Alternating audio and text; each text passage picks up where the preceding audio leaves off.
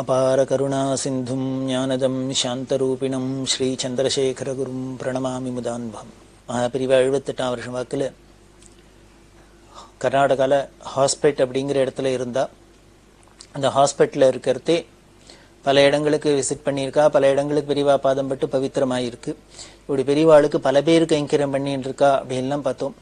அதில் ரங்கன் கவுடு அப்படிங்கிறவரோட பக்தியை பற்றி சொல்லணும் அப்படின்னா, அவர் நிறையா கைங்கரியம் பண்ணியிருக்காங்கிறதெல்லாம் முன்னமே சொன்னோம். அவரோட பக்தி எப்படி இருக்கு, அந்த பக்திக்கு பெரியவா எப்படி அனுகிரகம் பண்ணியிருக்கா அப்படிங்கிற ஒரு சில நிகழ்ச்சிகளான்னு பார்க்கணும். இந்த ரங்கன் கவுடு அவ பெரிய கோடீஸ்வரா அப்படின்னு சொன்னோம், பெரிய மைன் ஓனர்ஸ்.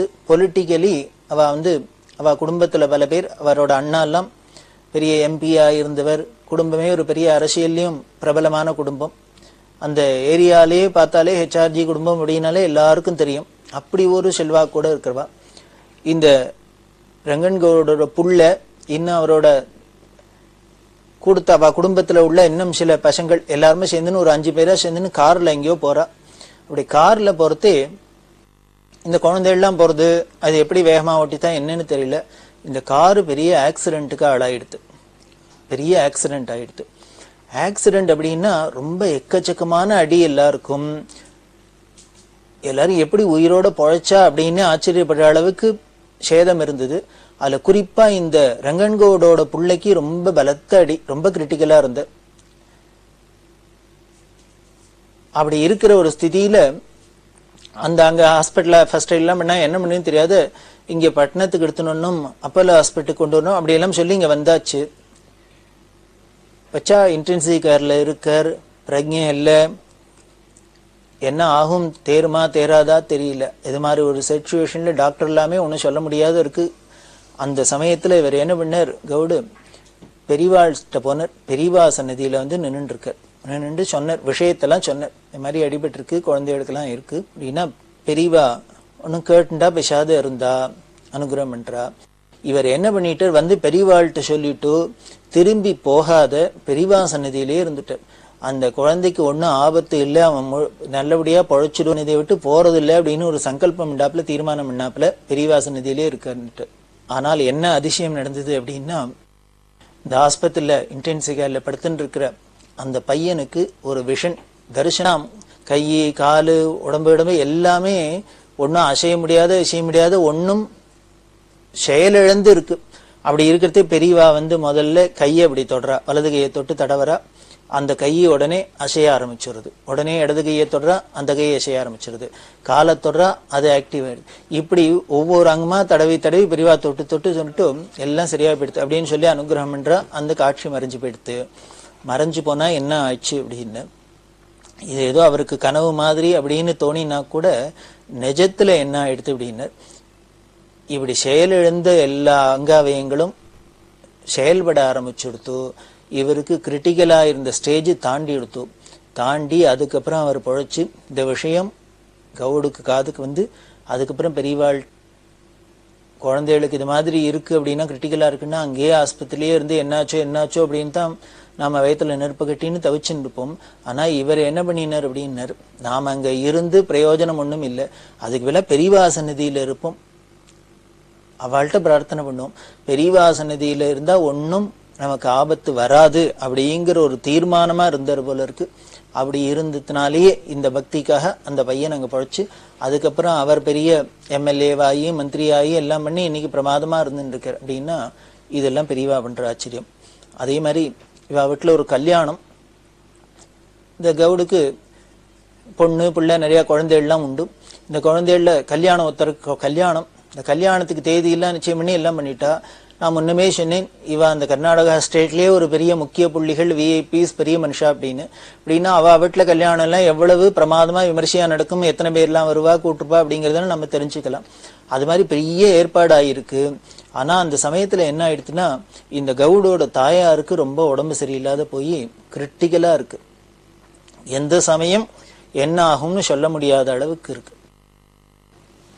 இவாளுக்கு கவலையா படுத்து, இவ்வளவு ஏற்பாடையும் பண்ணி என்ன பண்றதுன்னு தெரியல, கல்யாணம் நல்லபடியா நடக்கணுமே அப்படியெல்லாம் கவலைப்பட்டு பெரியவாள்கிட்ட பிரார்த்தனை பண்ணிண்டா.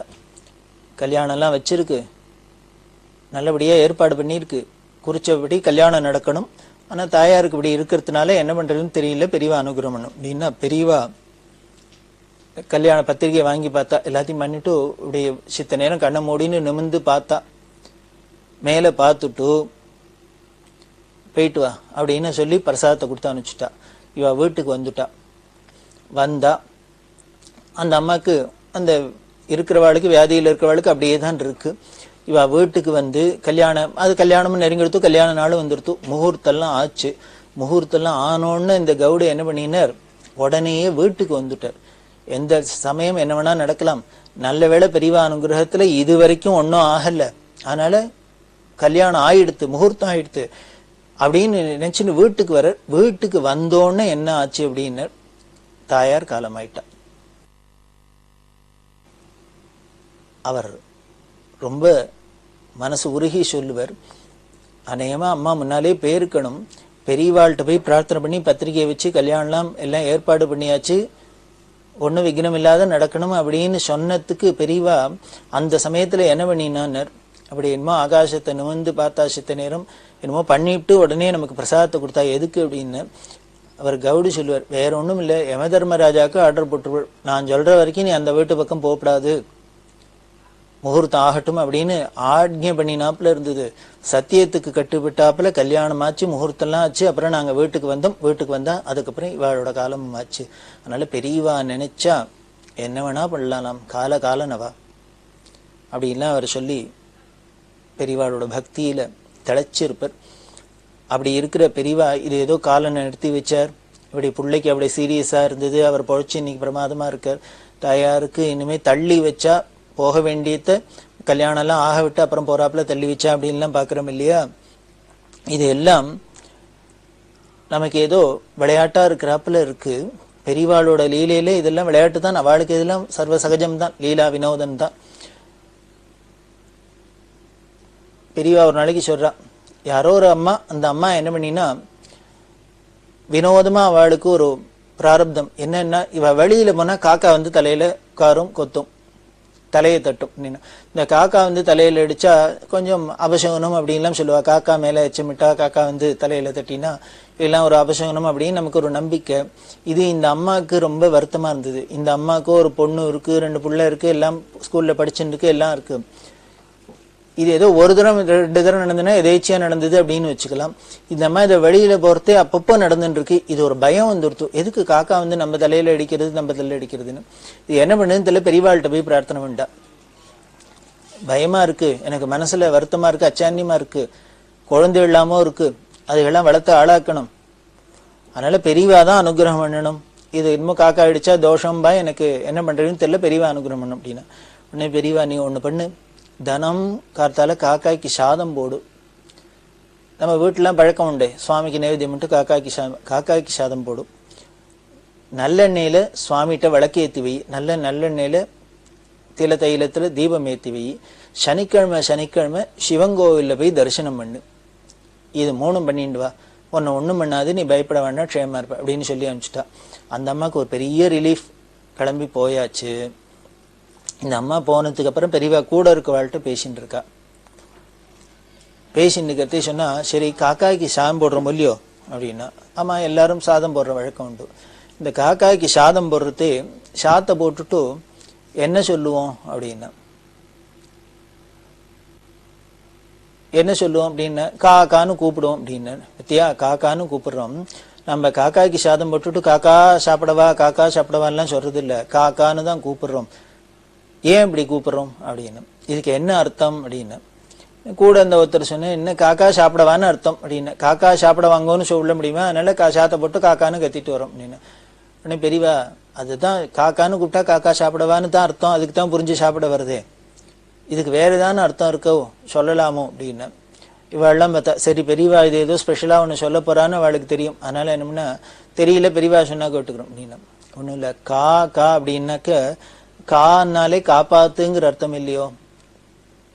காவா கந்தாவா அப்படின்லாம் சொல்லுவாங்க, என்னை காவா வேலவா அப்படின்னு. தமிழ்ல கான்னாலே காப்பாத்துன்னு தான் அர்த்தம். அதனால கா அப்படின்னாலே காப்பாத்துன்னு கத்தராப்பிலே இருக்கும் இல்லையோ அப்படின்னு. இவாளுக்கெல்லாம் ஆச்சரியமா இருந்தது, என்ன காப்பாத்துன்னு காக்காய்க்கு சாத்தை போட்டுட்டு கத்துவானே.